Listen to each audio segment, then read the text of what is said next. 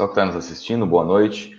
Nesse momento vamos iniciar nossa transmissão com o professor Ricardo Albertin para falar de resíduos sólidos e aterros sanitários. Ele que é graduado em Geografia pela UEM, especialista em Planejamento e Auditoria Ambiental, especialista em Gestão Ambiental em Municípios, mestre em Engenharia Urbana, doutor em Análise Ambiental, com pós-doutorado em Andamento pela UEM. É membro da Associação dos Geógrafos do Estado do Paraná e da Associação dos Geógrafos do Brasil. É perito, auditor e consultor ambiental, no qual presta serviços para o setor público e iniciativa privada. Professor de cursos de graduação e pós-graduação, é coordenador de pesquisa científica na FEITEP. Ricardo, obrigado aí por disponibilizar um tempo para falar com a gente, né? E pegamos as férias, né, para ter um tempinho, uma sexta-feira livre, e quero te agradecer mais uma vez, e li o resumo do seu currículo aqui, mas gostaria que você começasse contando aí um pouquinho da sua história para a gente, por favor. Obrigado. Bom, boa noite, Diego, boa noite a todos que nos assistem e nos ouvem neste momento, né? Agradeço primeiramente o convite, né, por estar falando de um assunto tão relevante nos dias atuais, né, que é a geração e a disposição final de resíduos sólidos urbanos, né. Foi um pouquinho difícil da gente achar uma agenda, né, Diego? Fazia um tempinho já que a gente estava tentando esse agendamento aí para este momento e chegou esse dia aí, né. Conseguimos aí, né, para poder atender. Bom, falando rapidamente, você já resumiu bem o currículo, né? Eu me formei em 2006 na Universidade Estadual de Maringá, no curso de Geografia, né? Posteriormente, fiz uma especialização. Confesso que quando eu saí do curso, por volta de 2006, a gente sai um pouquinho perdido, né? Ainda até para se agregar ao mercado de trabalho. Mas o que acabou abrindo aí as portas foi uma especialização que eu fiz no ano de 2006, 2010, voltado à questão do planejamento ambiental, né? Planejamento ambiental. Então, aí foi uma área que eu realmente comecei a atuar e comecei a enveredar tanto na atuação no mercado de trabalho, né? Como consultor ambiental, perito e também atuante na parte de licenciamento ambiental, né? Assim como nos aspectos que envolvem a pesquisa, né? A pesquisa. Então isso foi se encaminhando, aí ingressei no mestrado em engenharia urbana, então uma área que eu trabalho bastante, que é a parte de planejamento urbano, né? Que eu acho que você fez lá o curso também, né, em engenharia urbana, trabalhou com resíduo da construção, né, Diego? Isso. Memória tá boa, hein? Oi? Memória tá boa. Tá boa, Umas coisas sim, para outras não. Às vezes não esquecido. Mas eu trabalhei também com resíduos sólidos urbanos, o professor Generoso até que me orientou lá, né? E a gente trabalhou com a parte de bacias hidrográficas, gestão de resíduos em bacias hidrográficas. E logo depois ingressei também no doutorado, na qual nós trabalhamos, aí mudamos completamente a vibe do negócio, e começamos a trabalhar com arborização de ruas versus legislação de uso e ocupação do solo, né? Então, uma área bem interessante também, a parte que envolve arborização viária das cidades, né, para planejamento urbano aí, certo? E a minha atuação bem forte é na área de consultoria ambiental, né, área de consultoria ambiental, área de resíduos, área de licenciamento ambiental, de estudos ambientais, né, dentre outras. A gente já prestou serviço para mais de 300 empresas aí ao longo desses últimos anos. Na área de resíduo, mais propriamente falando, já desenvolvemos trabalhos aí aqui em vários aterros e lixões do estado do Paraná, desenvolvemos trabalhos em Mato Grosso do Sul, São Paulo, inclusive, né, participando de um projeto grande ali no estado de São Paulo, e agora mais recentemente no Rio de Janeiro, alguns projetos rodando ali também, tá? Então é basicamente isso, e atualmente também sou coordenador de pesquisa e extensão na Faculdade FEITEP, né, onde a gente tem uma linha de pesquisa muito forte ao lado do professor João Carlos lá também, né, uma linha de pesquisa muito forte na área de resíduos sólidos urbanos, né, tanto de resíduo da construção quanto de disposição final, tá, tanto para recuperação de áreas quanto para projeto e desenvolvimento e correção de problemas. Basicamente isso. Ah, legal. Eu sabia uma parte, não sabia toda a história. Resíduos, você sabe que é uma área que me interessa bastante, né? Meu mestrado em engenharia urbana foi na parte de resíduos da construção civil, né? Não aterros sanitários, esses comuns, entre aspas, aí que a gente fala. E também porque como eu trabalho com municípios, né? Formação de gestores, formação de vereadores também, é uma área que a gente vê que tem problema em muito município, né? Desde essa gestão dos resíduos, não só o aterro em si, a gestão como um todo a gente vê que acaba sendo muito problemática, né? E aí eu gostaria que a gente começasse trazendo alguns conceitos para o pessoal. Primeiro, o que são esses resíduos sólidos urbanos, né? E o que eles incluem, por favor? Certo. Bom, os resíduos sólidos urbanos, na verdade, muitos autores trazem como sinônimo de lixo, né? Então é o lixo que nós geramos diariamente. E a gente gera muito lixo, né? E se a gente for pegar de uma forma mais simples, né? Se a gente for pegar de uma forma mais técnica, né? A gente pode definir os resíduos sólidos como um material, substância, um objeto, ou um bem descartado resultante de atividades humanas em sociedade, né? Que na verdade é o conceito que a Política Nacional de Resíduos Sólidos traz, né? E é legal que ela coloca como resíduos sólidos urbanos, ou melhor, como resíduos sólidos, aqueles resíduos tanto nos estados sólido, como o próprio nome diz, como também no estado semissólido. Tá? Ou até mesmo aqueles recipientes que contêm gases, né, tipo aerosóis e assim por diante. Né? Então, resíduo semissólido também é considerado um resíduo sólido, né, e merece a disposição final, portanto, em aterros conforme a sua classificação. Tá? Se a gente for, você comentou aí a questão do que inclui, né, o que inclui essa grande gama de resíduos sólidos.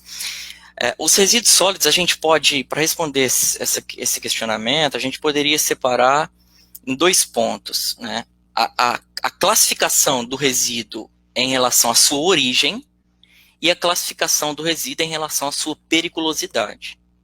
Se a gente for falar da classificação do resíduo quanto à sua origem, ela vai incluir o quê?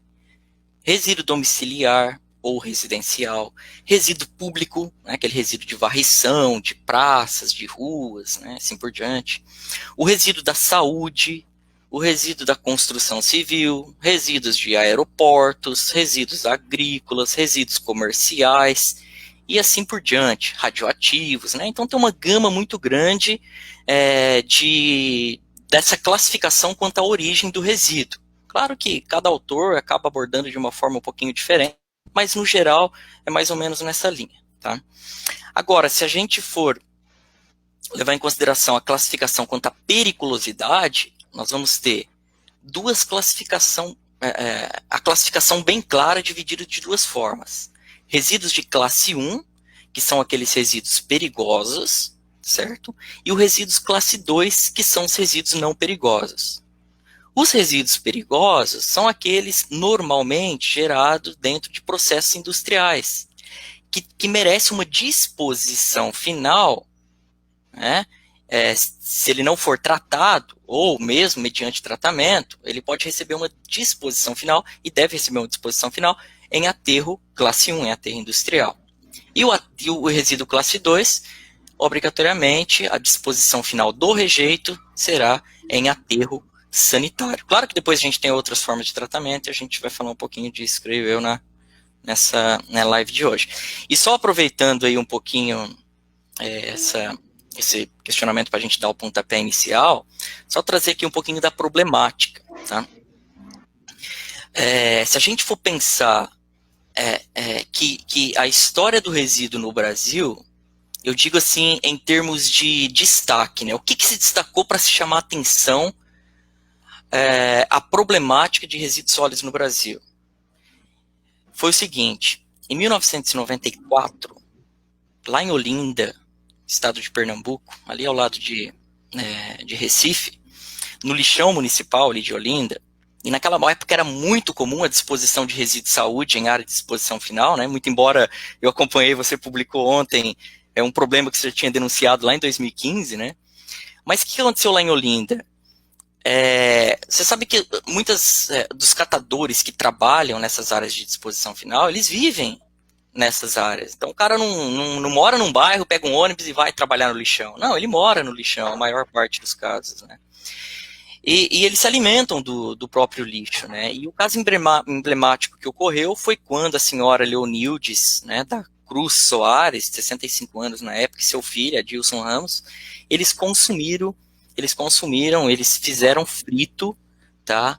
Uma mama que foi extirpada num processo de mastectomia, acho que esse é o nome, tá? Ou seja, eles consumiram um resíduo hospitalar que foi jogado inadequadamente. A gente não sabe se é inadequadamente, naquela época, se não me engano, não tinha norma de resíduo hospitalar, né? Veio só no final da década de 90. Então foi jogado no aterro no lixão, e eles consumiram. E a partir disso começou uma movimentação muito grande em termos até mesmo legislativo para instituir algumas leis no Brasil. E aí a gente vai falando aí ao longo da nossa discussão, tá? Mas para fechar essa primeira parte, hoje a gente gera nada mais, nada menos do que a média de 1 quilo per capita por dia de pessoa. Cada um de nós geramos 1 quilo de lixo por dia, né? Então isso é um problema muito, muito, muito grande mesmo, tá? Claro que tem cidades que geram mais, né, Diego? Você pega Brasília, por exemplo, os caras têm índice per capita lá de 1,5 kg ou mais. Você vai para os Estados Unidos, dependendo da região ali, é 2,5 kg habitante dia. Então depende muito do poder aquisitivo. Quanto maior o poder aquisitivo, no geral, maior a quantidade de resíduo a ser gerado. Muda até o perfil dos resíduos, né? Mais embalagem. Com certeza, muda o perfil. Você pega regiões centrais, normalmente tem um perfil diferente, tem mais reciclável do que às vezes uma periferia, né? Então tem várias coisas que dá para se trabalhar nisso aí para conhecer a cara do lixo aí em um determinado município, né? Não, legal. Eu achei interessante que você trouxe 2 tipos de classificação dos resíduos, né? Em relação à origem, daí são inúmeras origens, a gente tem pequenas variações aí na classificação. Em relação aos resíduos perigosos e não perigosos, né, que não podem se misturar, né, como é o caso que você falou da denúncia que eu fiz em 2015 lá, né, de resíduo hospitalar no nosso aterro aqui. E imagino que grande parte dessa, se não toda essa norma de classificação, vem da Política Nacional de Resíduos Sólidos, né, que seria, a meu ver, é a principal legislação brasileira a respeito disso. E o que ela mudou quando ela foi sancionada, assim? Principalmente, claro que é muita coisa. E, se, na sua opinião, ela está sendo seguida como deveria? Bom, tá. Política Nacional de Resíduos Sólidos, na verdade, vamos voltar um pouquinho, né? Em 1988, volta lá na Constituição Federal, que é o que veio e que embasou algumas praticamente todas as legislações que nós temos hoje aí no Brasil. A Constituição Federal de 88, ela diz lá no seu artigo 225, ela na verdade foi a primeira Constituição da história a trazer um capítulo inteiro sobre a questão ambiental. Ela diz que todos têm direito ao meio ambiente ecologicamente equilibrado, né? E que esse meio ambiente ele é de uso comum do povo, para essencial sadia qualidade de vida e assim por diante. Bom, a partir disso, ele estabelece algumas diretrizes gerais de avaliações de impactos, de crimes ambientais e assim por diante, tá? E depois disso surgiu uma gama de legislações, né, para atender, né, o que tá colocado na Constituição. E a Política Nacional de Resíduos Sólidos, então observa que é de 1988 a Constituição, e a Política Nacional de Resíduos Sólidos, ela é de 2010, a Lei 12.305 de 2010. Bom, se eu falar para você que a Política Nacional de Resíduos Sólidos demorou mais de 20 anos para ser aprovada, tá? Então só por aí a gente vê como que a nossa gestão em termos política, né, lida com a questão de resíduos sólidos no Brasil. O primeiro documento lá para dar o pontapé inicial para a Política Nacional de Resíduos Sólidos, que foi instituído em 2010, foi foi em 1991, 91, com o senador Francisco Hollenberg, do PFL de Sergipe. Né? E, inclusive, a proposta dele era para resíduo de saúde e tal, né? E depois acabou mudando, tendo algumas mudanças no meio do caminho e se instituiu a Política Nacional de Resíduos Sólidos. Bom, ao longo do tempo, vamos dizer, para construção da Política Nacional de Resíduos Sólidos, tivemos uma grande discussão. Eu lembro que na época eu participei, juntamente com vários pesquisadores aqui de Maringá, de algumas audiências públicas discutindo a lei, tá? Então ela foi bem discutida, ela trouxe contribuição do pessoal do Movimento Nacional de Catadores de Materiais Recicláveis, né? Então ela teve uma discussão bem bacana e ela tem um viés bem voltado à parte social, à parte dos catadores, tá? Eu destacaria esse viés aí. Claro que a política, ela foi importante, ela é importante, sim. Ela é importante porque ela formalizou, em termos de política nacional, as diretrizes ou a adoção de diretrizes, né, para gestão e gerenciamento de resíduos a nível de Brasil. Só que ela tem algumas falhas, né, claro, não vou ficar aqui pontuando todas, ela tem algumas falhas, ela tem até falhas conceituais, tá? E ela tem alguns objetivos importantes. Né, destacar alguns aspectos importantes. E um desses aspectos é os objetivos. Qual que é o objetivo da Política Nacional de Resíduos Sólidos? Olha só, um deles, né? Primeira coisa, por exemplo, a primeira coisa que ela fala, olha, em relação ao resíduo, o que nós temos que fazer? Primeira coisa é não gerar. Não gerar o resíduo. Ah, não teve como não gerar. Qual que é o segundo passo? É reduzir. Ah, não consegui reduzir, ou consegui parcialmente. Aí eu vou para outra etapa, reutilizar. Ah, não consegui reutilizar. Aí sim eu vou para reciclagem. Que lembra que reciclagem está embutido com um processo industrial. Ela é diferente, a reciclagem é diferente do termo reutilização. Né? E depois da reciclagem, aí vem tratamento. A Política Nacional coloca como tratamento, muito embora a reciclagem é um tipo de tratamento, então já é um erro conceitual aí. E depois, por último, ela coloca, se não tiver como atender nenhuma dessas etapas, aí sim, né, você vai fazer a disposição final ambientalmente, isso é importante, ambientalmente adequada dos rejeitos. Aí no Brasil se subentende-se aterro sanitário. Dos rejeitos. Então, assim, pela lei, a gente não poderia estar jogando, por exemplo, resíduos recicláveis ou resíduos orgânicos em um aterro sanitário. Né? Por quê? Porque deveria receber apenas rejeito. E o que é rejeito? Rejeitos são aqueles resíduos que, depois de esgotada todas as possibilidades de tratamento, de recuperação ou de qualquer processo tecnológico, ele não apresente outra possibilidade que não a disposição final ambientalmente adequada do rejeito. Por exemplo, fralda descartável, que tem, já começou a ter algumas indústrias que fazem reciclagem, né? Mas muitos ainda dispõem em aterros, né? Papel higiênico, preservativos e assim por diante. Né? Então, apenas esses materiais, os rejeitos, deveriam ir para um aterro sanitário, isso na teoria, e a gente sabe que na prática isso está muito longe de se atender, né? Agora, falando um pouquinho sobre, acho que você perguntou o que mudou, né? As grandes marcas aí, né? O que mudou de lá para cá, né? Se a gente for pegar, Diego, 2010, ano que se instituiu a política nacional, naquela época o Brasil gerava 60 milhões de toneladas de resíduo por ano. 60 milhões.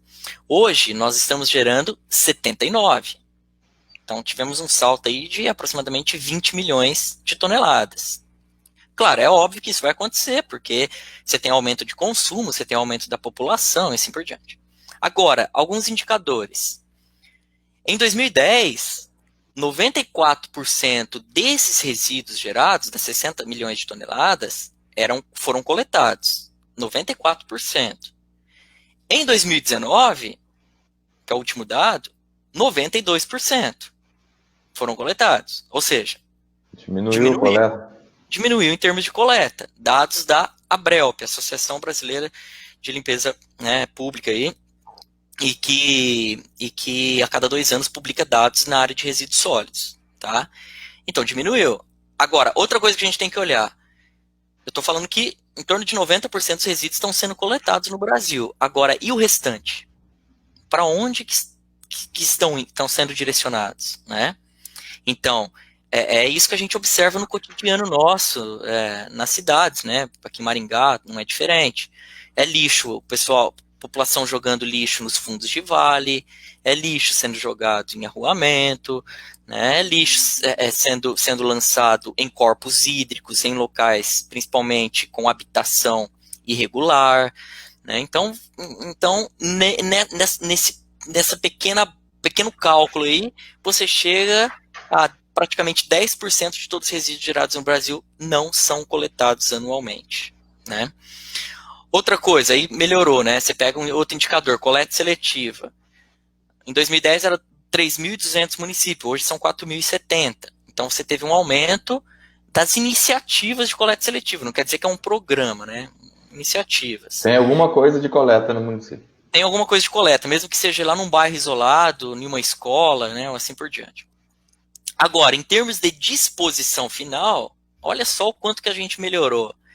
Em 2010, nós tínhamos 57% do lixo gerado no Brasil, das 60 milhões de toneladas, sendo lançado em aterros adequados, em aterro sanitário, lançado de forma adequada, 57%. 10 anos depois, a gente está com 59%. Ou seja, a gente não evoluiu absolutamente nada em disposição final de resíduos sólidos urbanos no Brasil, com a Política Nacional de Resíduos Sólidos, né? Claro, tem exemplos bons de um lado, de outro tem, mas no geral não tem essa evolução, tá? E isso é uma pena, né? Porque são áreas que têm impactos sociais, ambientais e econômicos, né, de forma absurda. Se a gente for pegar alguns aspectos importantes da política, Diego, a gente pode falar de responsabilidade compartilhada, né? Hoje o resíduo não é apenas a responsabilidade, depois da Política Nacional de Resíduos Sólidos, não é apenas eu gerei na minha casa, a responsabilidade é minha. Não.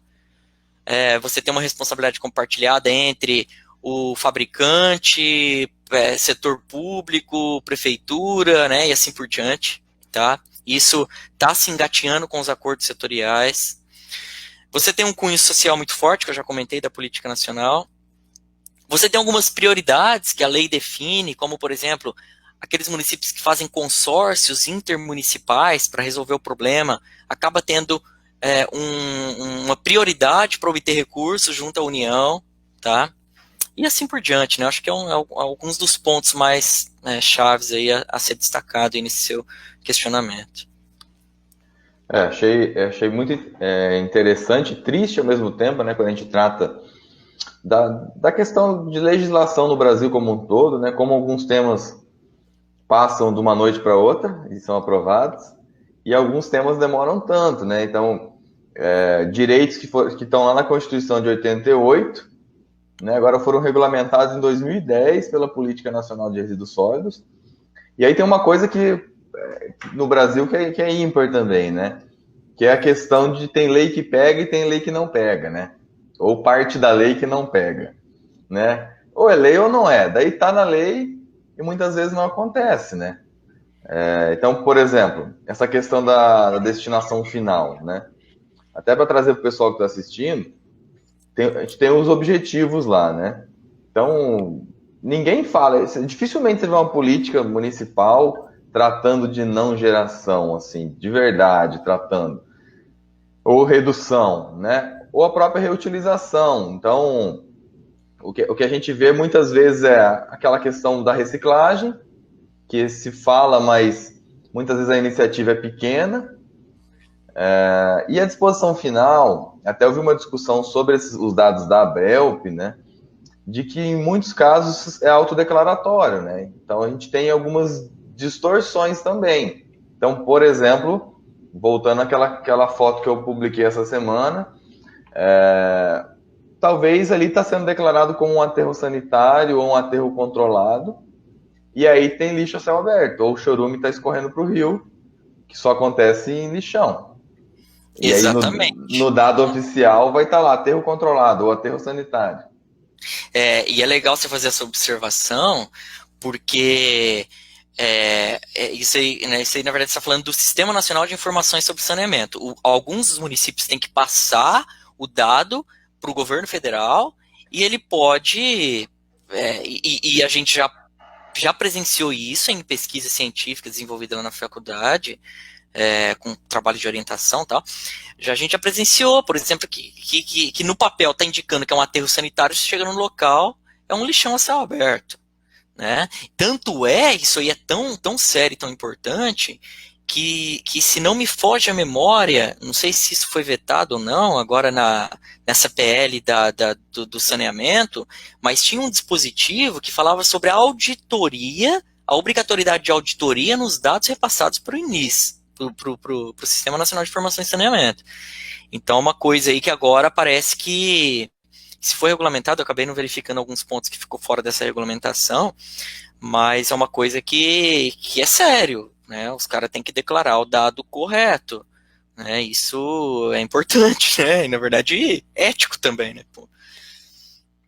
Não, e é complicado, né? Imagina, você vai ligar para um prefeito, às vezes uma cidade do interior, liga na prefeitura, ele vai falar, não, ó, já era para estar pronto o aterro sanitário aqui, mas é um lixão. Bloqueia os recursos porque é um lixão. Grande parte desses dados devem estar distorcidos, né? E aí entra uma outra questão também que até quando a gente vai ter lixão no Brasil, né? Porque a política nacional colocou um prazo nisso. Eu não, de memória aqui eu não lembro o prazo, mas eu sei que foi várias prorrogações, várias prorrogações. Então a gente via assim, a lei ameaçava os gestores, né? Entre aspas, ó, assim, tal prazo, quem não tiver com um aterro sanitário ou eliminar o lixão no município, vai ter certos recursos bloqueados ou mais dificuldade para acessar alguns recursos federais e tal. Mas aí o que acontecia? Chegava perto do prazo, um monte de prefeituras não tinham feito, vinha aquela pressão nos deputados, aí eles falavam, não, vamos dar mais 2 anos. Aí, quando estava chegando perto do próximo prazo, o pessoal já não tinha mais medo desse prazo, porque falava, ninguém fez, vai ser prorrogado de novo, né? E até quando você acha que a gente vai ter aterro não, desculpa, a gente lixão a céu aberto ainda no Brasil? Tá, hoje, conforme eu disse há pouco, né, 57%, 52% aí, o resíduo é destinado de forma adequada. Então significa que aproximadamente uns 50% do resíduo é jogado de forma irregular no Brasil. A política, olha só, a Política Nacional de Resíduos Sólidos, ela estabeleceu um prazo de 4 anos. Então, a política foi publicada no dia 31 de agosto de 2010. Então, até 31 de agosto de 2014, não deveria existir mais lixão a céu aberto no Brasil, e nem aterro controlado, que é uma área de disposição inadequada também. Tá? Não deveria existir. Agora, com o dado que eu disse há pouco, vocês sabem muito bem o que aconteceu. Os lixões, os aterros controlados estão aí, existentes. Tanto é que Brasília desativou, que era o maior lixão da América Latina, desativou depois do prazo. Se não me engano, eles desativaram 16 ou 17, 2016 ou 2017, tá? E se a gente for pensar, uma outra questão é que não é porque a política nacional falou que deu esses... Claro que aí já envolve mais uma parte jurídica, que foge um pouco do meu escopo.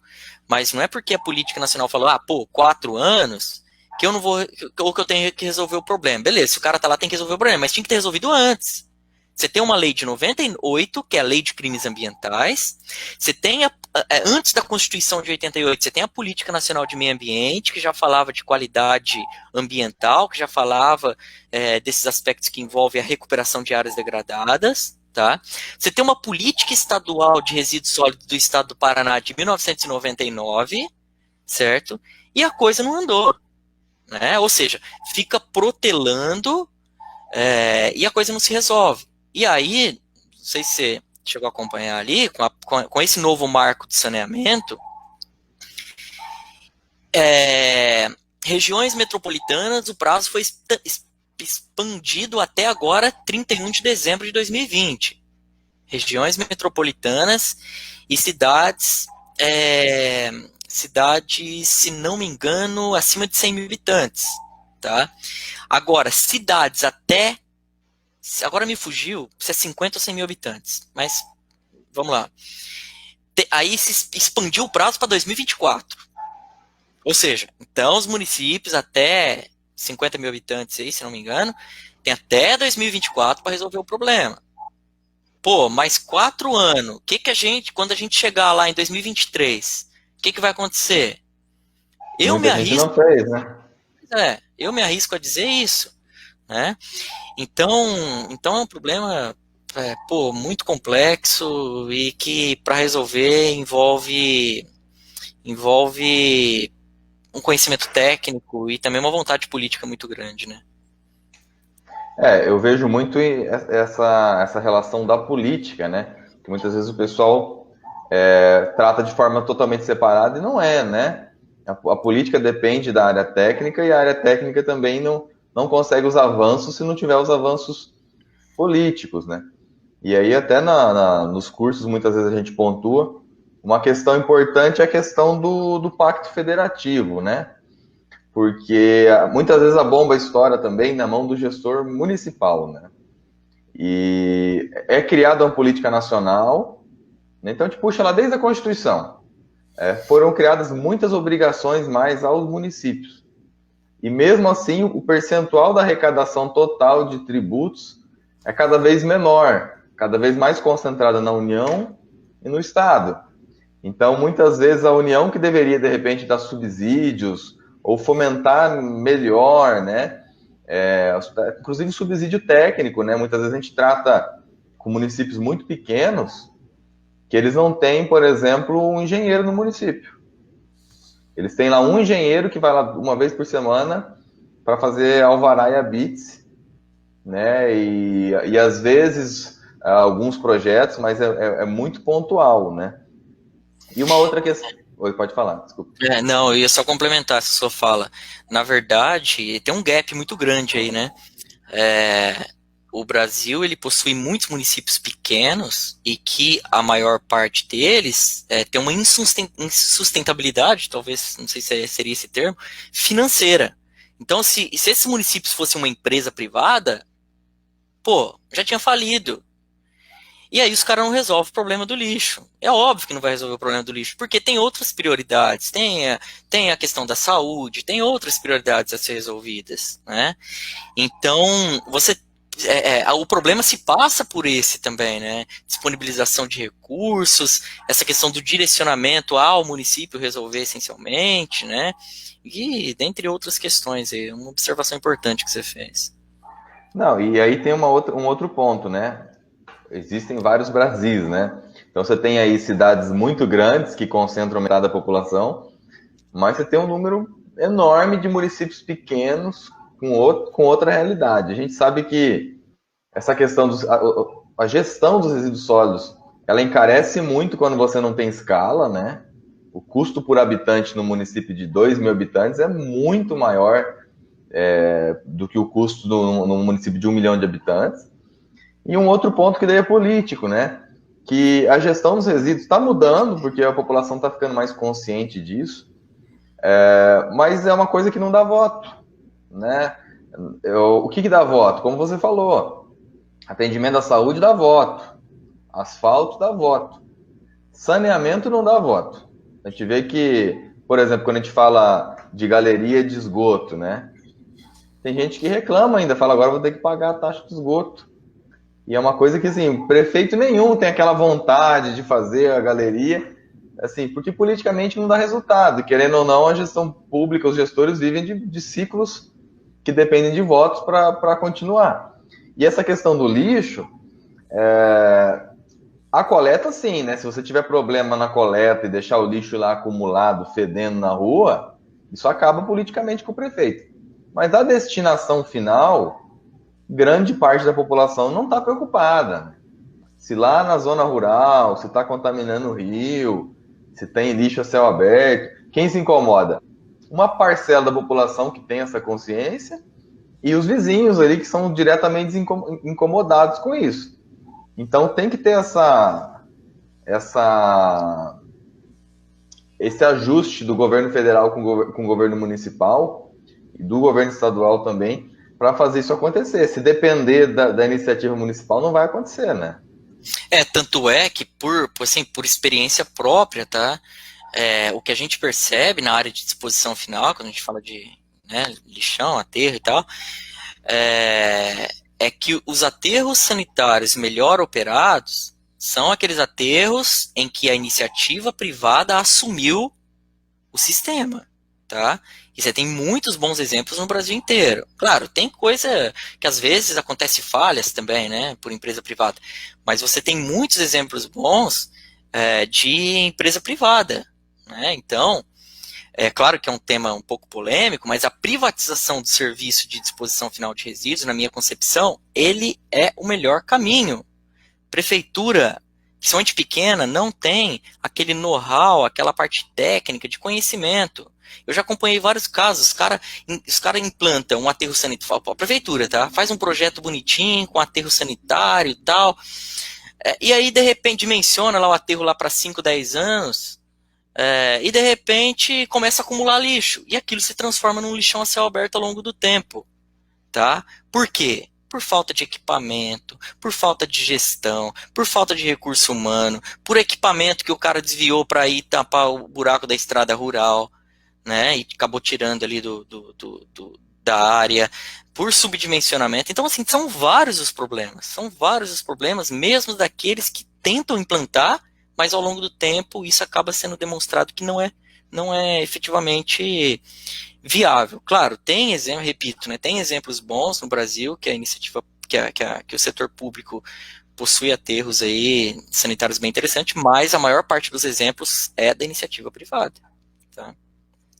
Realmente é um tema complexo, né? E na tua opinião, quais são os maiores desafios aí nessa gestão dos resíduos domiciliares? Bom, assim, maiores desafios. Algumas coisas eu até já comentei, mas ó, primeira coisa, o cara vai planejar o sistema de gestão de resíduos daquele município, ele tem que saber qual lixo o município está gerando. Qual que é a característica do lixo. Por exemplo, você vai numa cidade turística, lá em Balneário Camboriú. Pô, quantidade de latinha de cerveja, vamos colocar de uma forma mais simples, né? Quantidade de material de alumínio, de material reciclável é muito maior, principalmente no final de ano, é muito maior do que em situações normais. Então, tem que conhecer a cara do lixo, que eu sempre falo isso, né? A cara do lixo daquele município, daquela cidade. Tá? Você vai aqui para Cianorte, por exemplo. É uma cidade que tem uma vocação mais voltada ao setor de vestuário. E tem muitas costureiras que trabalham em casa. Então você tem uma geração um pouquinho maior, comparando com outras cidades, de retalhos de tecido, por exemplo. Tá? Então a primeira coisa é conhecer o lixo. Para conhecer o lixo, tem que fazer uma caracterização gravimétrica do resíduo. Tem que pegar com o caminhão, coletar em alguns pontos da cidade, né? Tem toda uma metodologia para seguir, para fazer essa caracterização gravimétrica, certo? A partir do momento que você conhece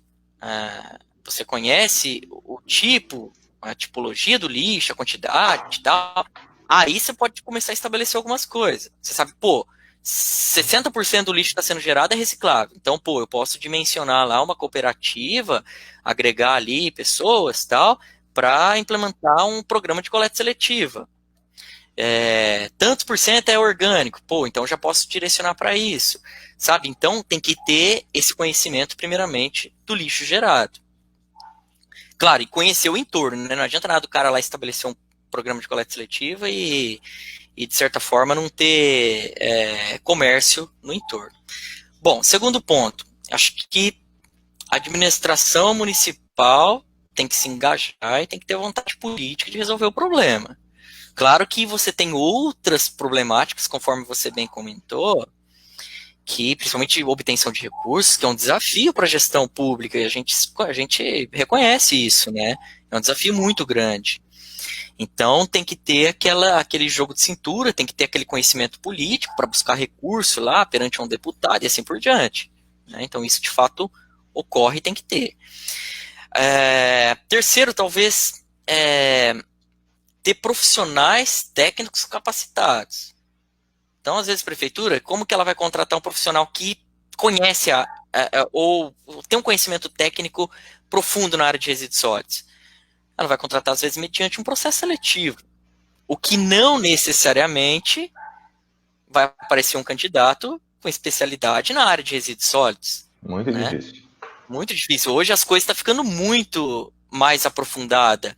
Você pega, por exemplo, a engenharia civil, né? Ela se especializa. Você tem várias subdivisões dentro da engenharia civil, né? Você pega a geografia, você tem várias subdivisões. Então as coisas estão se especializando cada vez mais, né? Então, talvez um caminho seria abrir uma consulta pública ou qualquer outra modalidade específica aí da parte mais burocrática, jurídica e de administração pública, referente à contratação de uma empresa privada para dar um suporte ali para a implantação de gestão e de gerenciamento dos resíduos naquele município. Tá? E quando a gente fala dessa questão de gestão, a gente tem que separar uma coisa. O que é gestão? Gestão, normalmente, ela está ligada aos quesitos que envolvem, por exemplo, as secretarias que são responsáveis, a gestão de pessoas, a questão orçamentária, a questão de recursos humanos, as legislações envolvidas, né? É importante ter uma legislação municipal também, destacando os pequenos geradores, grandes geradores e assim por diante. Então, isso a gente está falando de gestão. Quando a gente fala de gerenciamento, a gente está falando de manejo. A gente está falando assim, gerei o resíduo, e agora? O que eu vou fazer? Eu vou segregar, porque vai vir uma coleta seletiva. Eu vou armazenar, ela vai ter que coletar. Eu vou armazenar lá na lixeira, vai ter que ter uma coleta. Como que vai ser a coleta? Como que é a rota da coleta? Como que vai ser o transporte? Né? Como que vai ser a disposição final? Vai ter área de transbordo e tal? Então, a gestão e gerenciamento, primeiramente, a gente tem que entender como algo que são coisas distintas, né? E que tem que ficar claro isso na administração pública. E se isso a administração pública não consegue resolver, aí o outro caminho seria, então, a iniciativa privada, tá? Então, é essa a visão que eu tenho aí, mais falando da parte pública e privada e esses desafios aí da gestão de resíduos. São muitos desafios, né? E acredito que grande parte dos desafios, né, além de toda essa questão política que a gente falou aqui, tecnicamente não é simples, né? A gente vê que existem muitos tipos, vamos colocar assim, muitos tipos de lixo diferentes, né? E que demandam processos e um gerenciamento diferenciado, né? E aí eu gostaria...